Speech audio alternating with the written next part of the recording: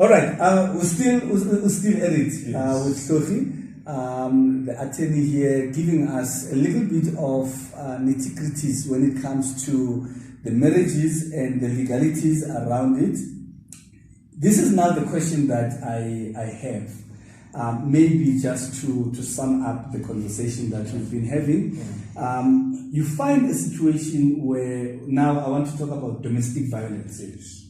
And a situation where I'm in an abusive relationship and I've never reported it before. And it happens that it comes out of hand one day and this man starts beating this woman. And this woman fights back, obvious, to save her life and ends up, harming and hurting the guy.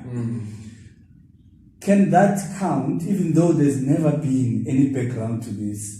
It's the first time everyone knows about it and the guy is critically hurt because the woman was just fighting for her life.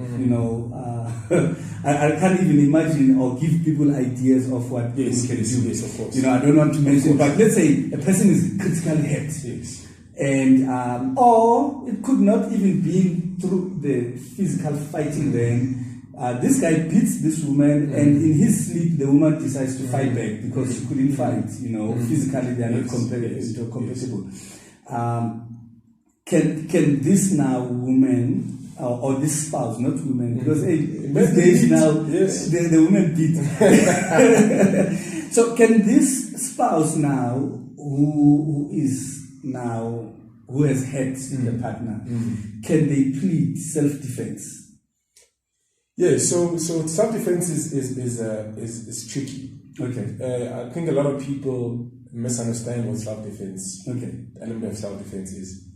Self-defense says that if an attack is imminent, okay, and you, for instance, the one spouse when he comes with a knife, yes, I can see the attack is imminent, yes, and it's coming, and I kick them, and let's say they hit against the wall and they fall. Firstly, your defense must be proportionate to the attack. I can't want to one with first and then you shoot me. You see, then that's not self-defense. The self is going to fall away because now the attack is not proportionate. It's not proportionate to the defense is not proportionate to the attack. To the attack, yeah. Also, I can't beat my spouse and then sleep. My spouse then attacks me and then wants to claim self-defense. Because attack is not imminent. So that's a separate. You will. We can. I mean, you can open a case against me, yes, but that's not because now I'm sleeping. There's no attack. So I can also open a case. Yes. As well. So it can be. Yeah. If someone beats their spouse, then the spouse that did the attack is now sleeping. Yes. While in their sleep, the other spouse now attacks them. Yes. Now it's far removed from self-defense. There's no, because self-defense there must be imminent attack. Okay. I must do my defense while the person is attacking. So yes, you can plead self-defense. Yeah. But there's a lot of factors that one has to look at, like I said. Yeah. So it can't be just a smooth. It's not. No. It's not a straightforward. Okay. Utlileka face. Yes.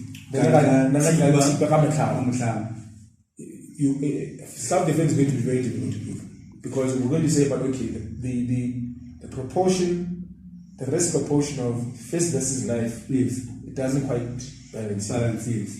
So it's a tricky one, and I mean it's because when your basic instincts when you in attack, you don't think about my defense must be in proportion to the attack. Yes. If someone's attacking me and I find and they're beating me, I'll take anything. My senses defense, natural defense mechanism is when I say grab.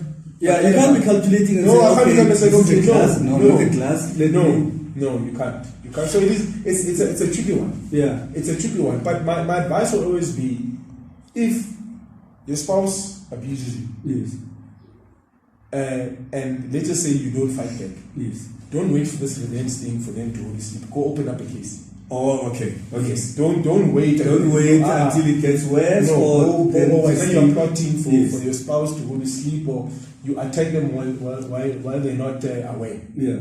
But vice versa as well, in terms of if the attack is imminent, Yes. rather ward off. I mean, I know it's easier said than done. Yes. Yes. Ward off the attack and get help. Get help. I know it's. I'm saying sometimes it's not practical. It's not practical. Yes. It's difficult, but definitely self-defense can come into play. Okay. Because you're defending yourself. But like I said, always make sure that the defense doesn't outweigh the attack. Okay. And then here's another thing. I know I said that was the last one. Mm-hmm. Here's another one. We are married, and I find out that my spouse is cheating. And my spouse in the cheating has been providing for this side chick or side nigger. Do I have ground? We are married in community of property. Do I have ground to sue this person to claim whatever that my spouse has spent on them? Let's say I find receipts, vouchers of this and that and that. No, the consequences of being married in community is that you take the good and the bad. The person who you're supposed to be pointing fingers at is the spouse. It's the spouse. Because here's the thing is that, now you're going to go to a third party and say, it's one thing if Umrengzin. Okay. Because then if he thinks in Troela, and you find that it's in his name, that belongs to you. Yeah, now that's a different. Just like the car, if a guy buys a side chick a car, you can go and take that car because it's in your husband's name. Well, not necessarily take, because remember, it's difficult that way to take your husband to say, God, please can you repossess that car from party X? Yes. Whereas we're not, yes, we in this income the property, but irregularly we're another car. Yeah. The dynamics are always difficult when it's not at divorce stage, at the divorce stage. Oh. So for you, while you're married, to say no, go to court. Yes. To repossess that car. Or not grounds, because if they just say negative no. So it's between the two of us, and we'll have to agree and say, listen, I found out, go and get it back there. Yes.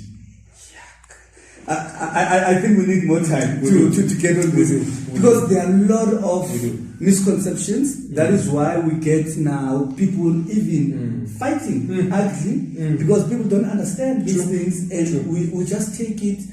It's one thing of saying, married in community of property, what is yours is mine, and I can do anything, anytime as I want it. All right, and then the last thing, what is it that you can advise? Just let's say you've come across people, they come here, they say, we want to get married, advise us in community, out of community, or anything, from a legal point of view. What would you advise? And then in closing, maybe tell us how people can be able to get hold of you should they want to use your services.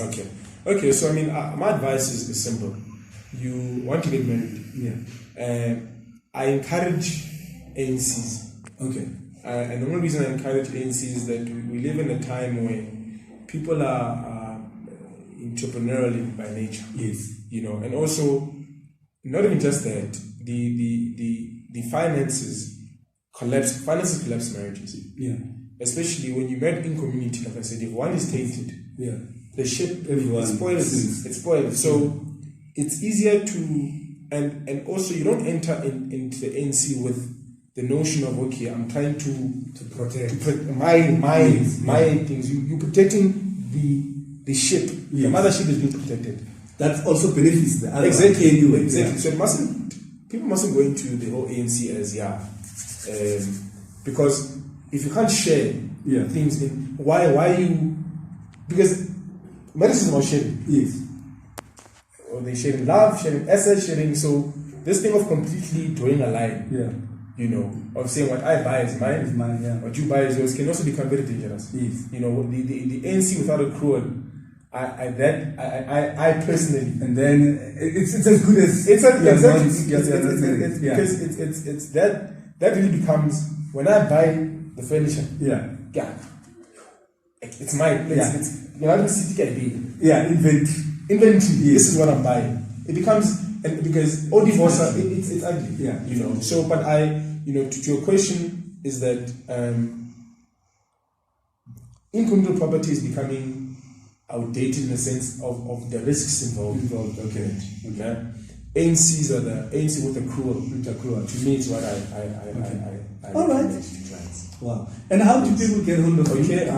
You can. We're based in Norwood, Grant Avenue. My email address is Hlogi @tshepo. It's quite long. HLOGI @TSHEPOMOHAPILAW.co.za. Hlogi @tshepo.co.za. You can go to our website. It's currently down to be up in a week. It's www.tmlaw.co.za. The office line is 011-483-1527.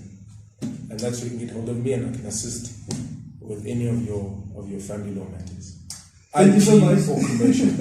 Thank you so much, Hlogi. It was a pleasure, man, to chat with you. Definitely we'll have to pick up some of this. In fact, what I'm going to do is I'm going to be challenging you guys to send me all your questions that you have on legal matters, and then we can be able to pick it up on our other segment.